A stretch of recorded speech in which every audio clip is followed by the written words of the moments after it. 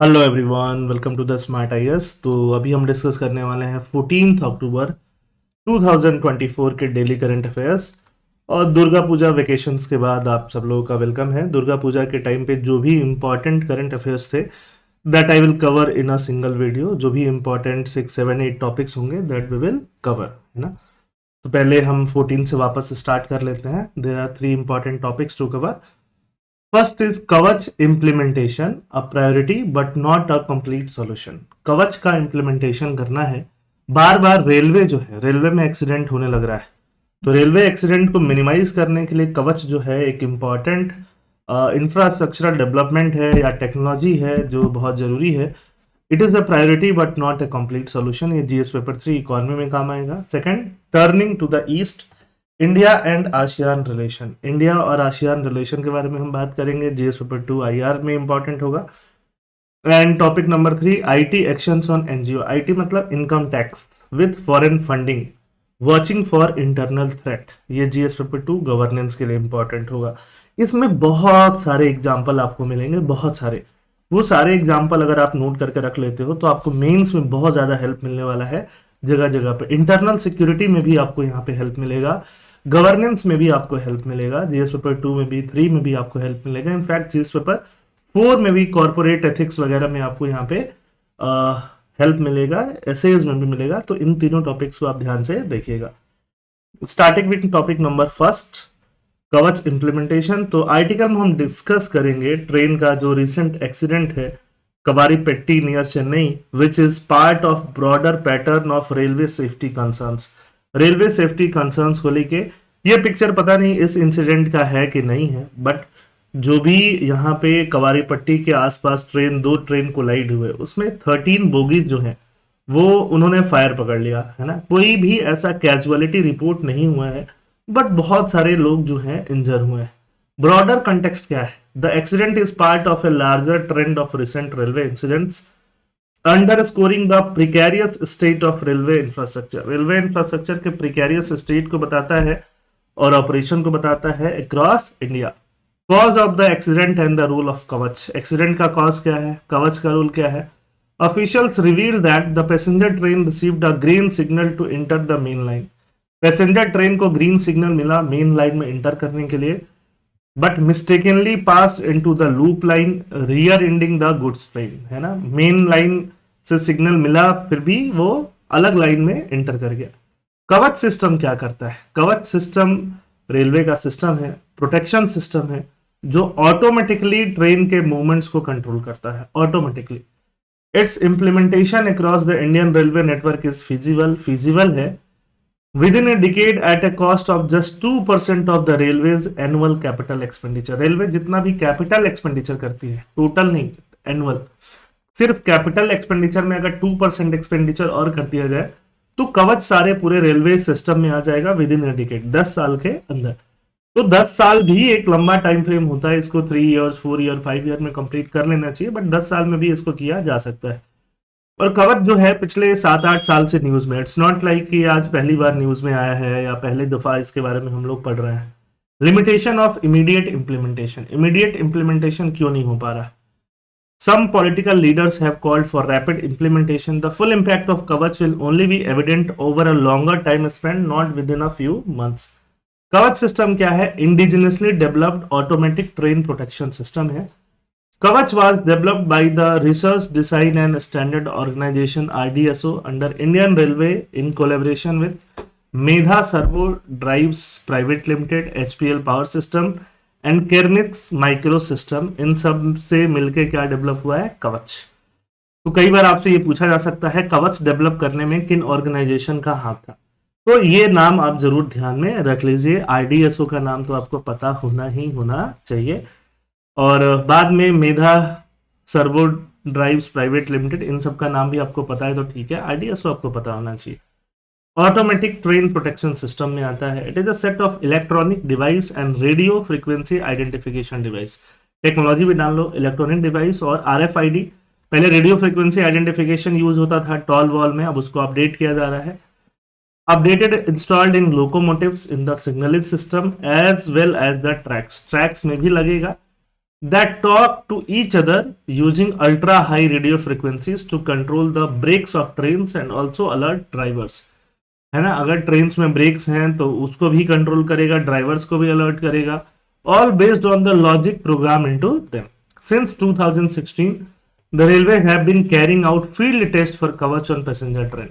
Passenger train के लिए field test कर रहा है 2016 से, और भी पहले से हम लोग कवच के बारे में सुन रहे हैं। Infrastructure overhaul required along side कवच, कवच के अलावा और क्या इंफ्रास्ट्रक्चर चाहिए। The accident highlight the deeper issue with the Indian railway infrastructure, मतलब कवच को तो लाना ही है, इसके अलावा और भी सेफ्टी को, सिक्योरिटी को इंश्योर करने के लिए और भी सिस्टम को इनहेंस करने की जरूरत है। कवच एक सिल्वर बुलेट नहीं है, एक रामबाण नहीं है, एक इंपॉर्टेंट स्टेप जरूर है, बट और भी इंप्रूवमेंट्स करने बहुत बहुत नेसेसरी है। स्टाफिंग इशू, कई बार रेलवे अंडर स्टाफ्ड रहता है, स्टाफ इसमें कम रहते हैं, स्टाफ जो है बहुत अच्छे से ट्रेन नहीं होते हैं।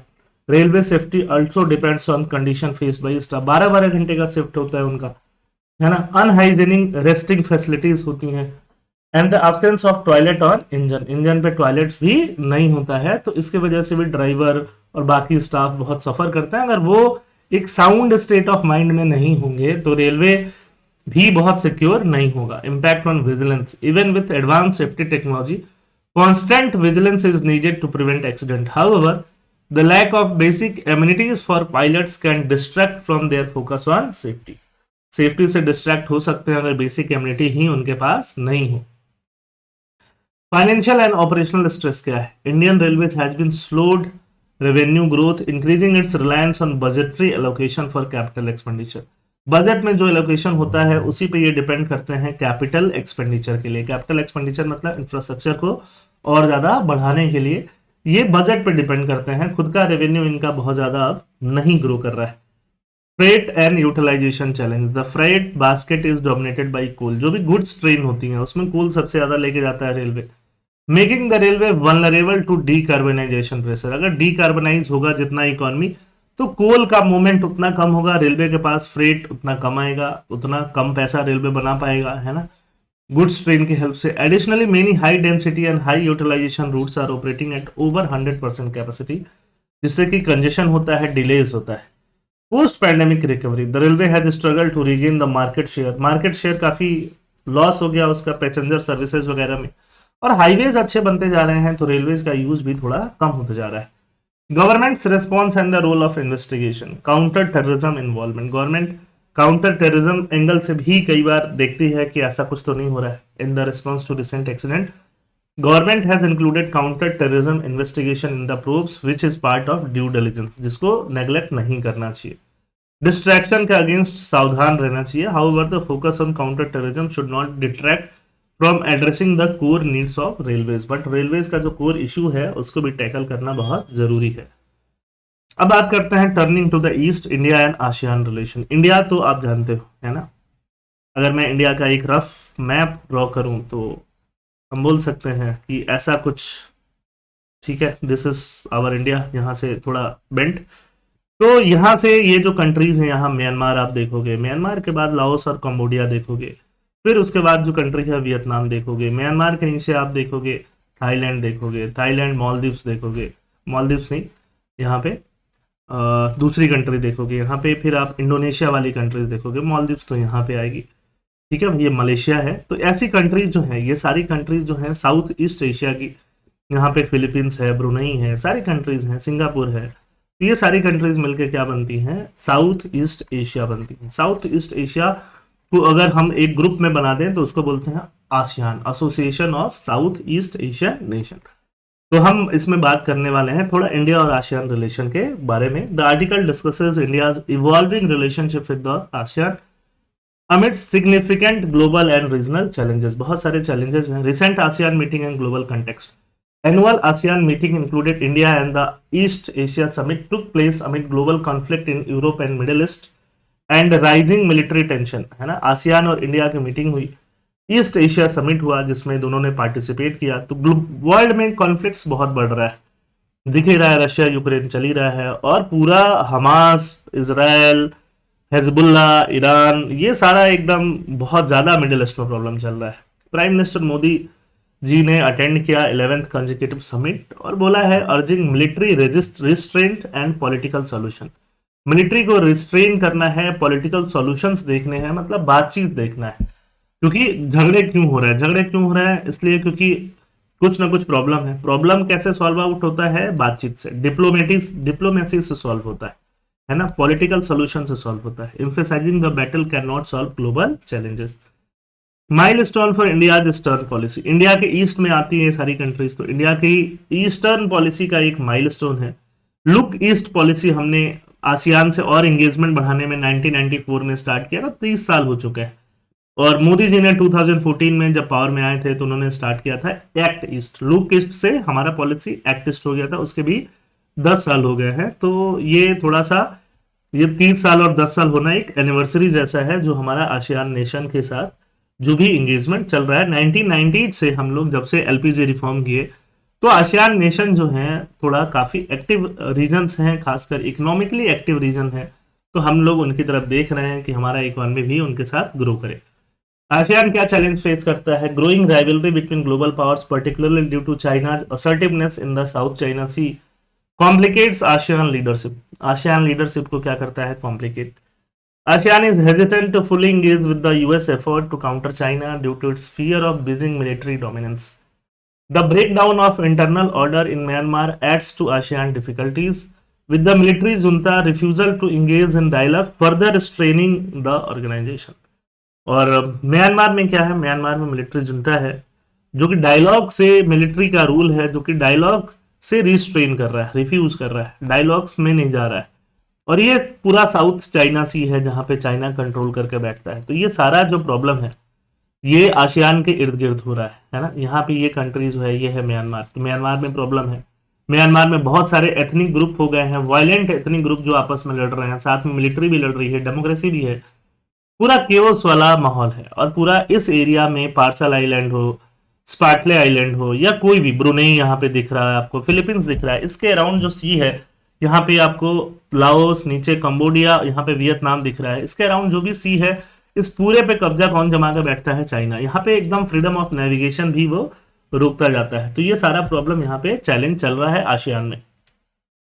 इंडिया का रोल इस रीजन में बढ़ रहा है। इंडिया ने एक ग्रुप बनाया हुआ है क्वाड। क्वाड में 4 कंट्रीज हैं, है ना, इंडिया है, जापान है, यूएस है और ऑस्ट्रेलिया है। तो अगर आप इस रीजन को देखोगे तो इंडोनेशिया के नीचे जो कंट्री आता है वो क्या है, वो ऑस्ट्रेलिया है। इधर म्यांमार के साइड में वेस्ट में जो कंट्री आता है वो क्या है, इंडिया है। ताइवान के ऊपर इधर जो कंट्री आता है वो क्या है, जापान है। और इधर दूर जाके जो कंट्री आता है, यूएस। तो इन 4 कंट्री का भी एम यही था कि इंडो पैसिफिक को और ज्यादा सिक्योर करना है, इंडो पैसिफिक में और ज्यादा शांति चाहिए, पीस चाहिए, फ्रीडम ऑफ नेविगेशन चाहिए, रेजिलियंस चाहिए और सबका साथ चाहिए। तो ये क्वाड भी और ज्यादा एक्टिव पार्टिसिपेट यहाँ पे कर रही है। Prime minister Modi has taken a stronger stand against China's maritime expansionism. China के एक्सपेंशनिज्म के अगेंस्ट मोदी जी ने थोड़ा ज्यादा ही स्ट्रॉन्गर स्टैंड लिया है, पूरी क्वाड ग्रुप ने भी स्ट्रॉन्गर स्टैंड लिया है। India's bilateral and economic engagement, ASEAN के साथ हमारा बाइलेटरल एंगेजमेंट बहुत ज्यादा है, $130 बिलियन का है। ये अच्छी बात है। खराब बात क्या है कि वो मैक्सिमम डेफिसिट में चलते हैं हम लोग। मतलब आसियान से हम इंपोर्ट बहुत करते हैं बट एक्सपोर्ट नहीं कर पाते, ज्यादा एक्सपोर्ट नहीं कर पाते। तो हमारा ट्रेड किस में है, डेफिसिट में। आसियान के साथ भी है और चाइना के साथ तो सबसे ज्यादा डेफिसिट में है। ASEAN economic growth and technological potential are impressive and India must address internal trade obstacles and outdated mindset to enhance its long term role. India को अपना लॉन्ग टर्म रोल और ज्यादा बढ़ाना चाहिए, कहाँ पे, ईस्ट एशिया में। तो आसियान के बारे में ये थोड़ा सा इंफॉर्मेशन। थर्ड टॉपिक जो है वो आपको बताएगा IT actions on NGO with foreign funding, watching for internal threats. Internal threats को हमें देखना है। IT action, income tax department NGOs पे क्या एक्शन ले रहा है, फॉरेन फंडिंग्स पे क्या एक्शन ले रहा है, वो हमें देखना है।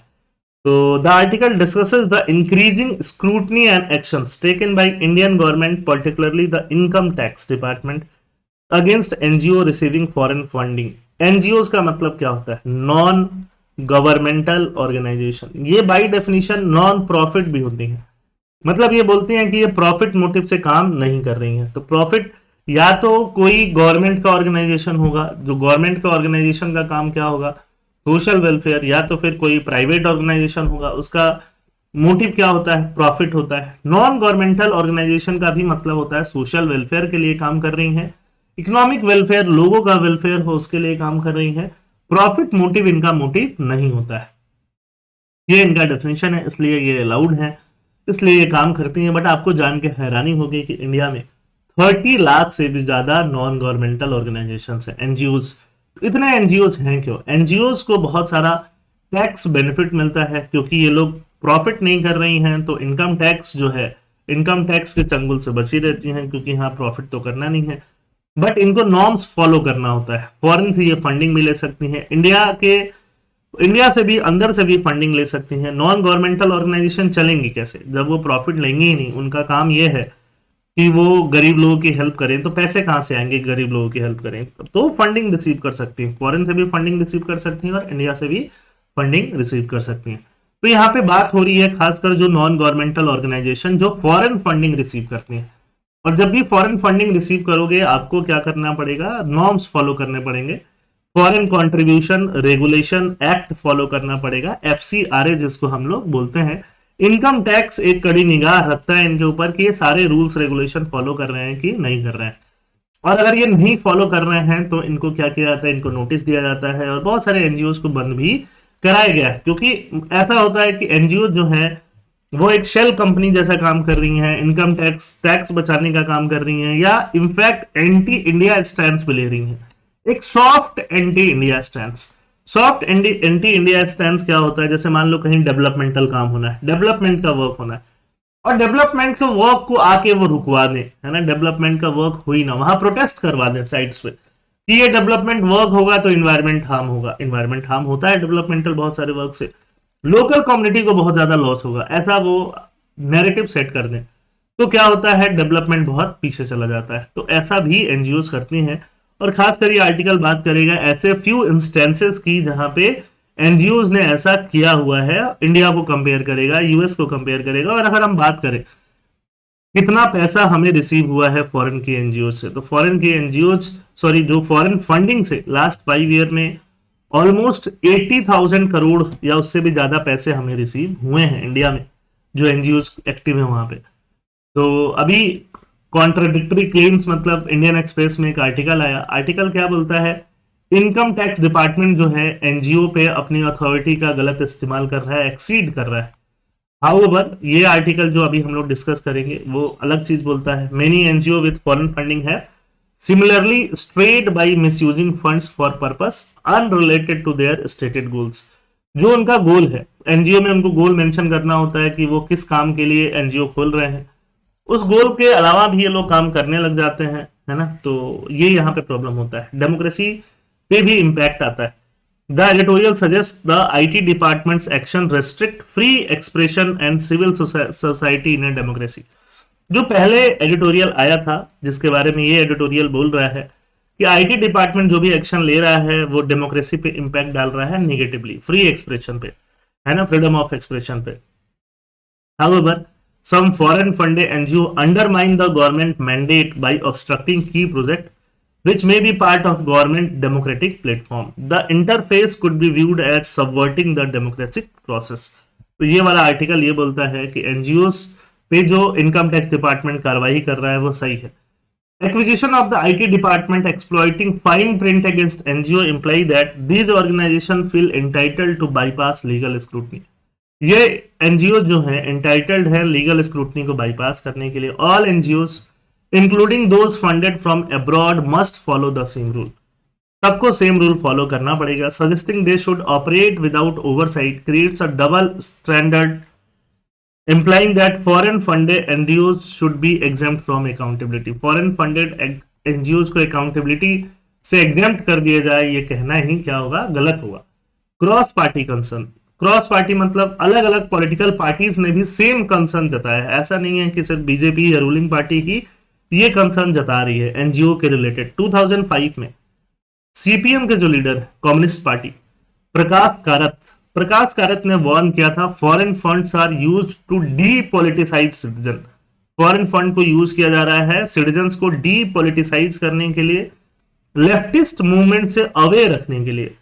He also emphasized, Shri Prakash कारत जी ने in 1984 that all organization receiving foreign fund should be thoroughly screened, कि जो भी 1984 में फॉरेन फंड जिन्होंने रिसीव किया उनको थॉरली स्क्रीन करना चाहिए, खासकर इंदिरा गांधी का जब डेथ हुआ था और जब राइट्स हुए थे। इकोनॉमिक कॉन्सिक्वेंस क्या है?